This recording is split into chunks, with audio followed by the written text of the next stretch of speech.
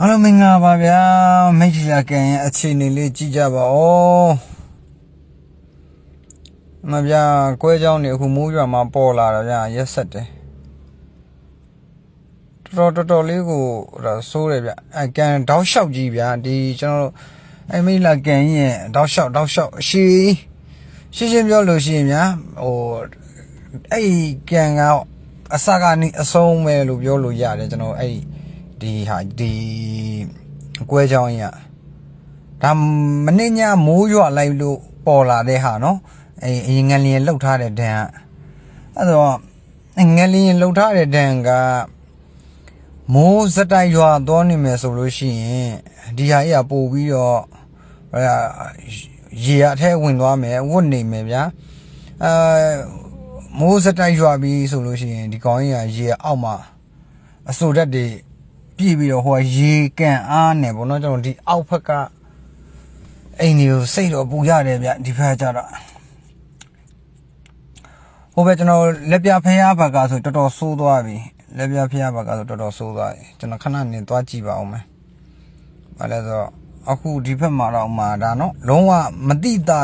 ဘူးနော်လုံးဝမတိတာအောင်ငလျင်လုတ်ပြီးတဲ့နောက်ပိုင်းဒါအဲ့ရလုံးဝအဲ့ရပျောက်နေရလုံးပျောက်နေတာအခုမိုးလဲရွာလိုက်ရောသူအဲ့ကွဲကြောင်းရတောက်လျှောက်ကြီးဗျာတရှည်လုံးအဲ့လိုဖြစ်နေရဆိုတော့ကျွန်တော်နည်းနည်းစိတ်ပူတာပေါ့ဗျာဒါပေမဲ့သူ့ပေမဲ့လဲကိုကစိတ်ပူရောကနေလွဲလို့ဘာမှမတတ်နိုင်ဘူးလေနော်အဲ့ဆိုတော့ဒါလေးကိုသက်ဆိုင်ရာဌာနကလာရောက်ကြည့်ရှုပြီးတော့ကြည့်ရှုစီနေတာပေါ့ဗျာဘာလဲဆိုတော့ဒါလေးကိုတစ်ချက်လောက်လာရောက်ကြည့်စုစေခြင်းနဲ့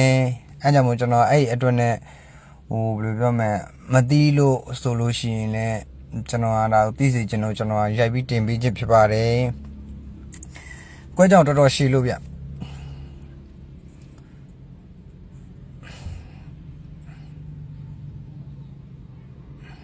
ဟုတ်တယ်ဗျ။ဟိ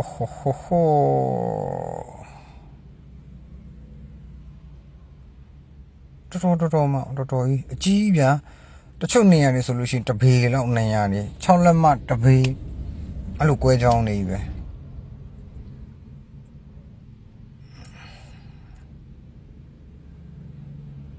တော်ဆိုးပါပဲကဲကျွန်တော်တို့အားလုံးကျေးဇူးတင်ပါတယ်ဒါလေးကိုကျွန်တော်တို့သက်ဆိုင်ရာအသီးသီးသိအောင်လို့ဒါလေးကိုဝိုင်းပြီးတော့ share ပေးကြပါအောင်လို့နော်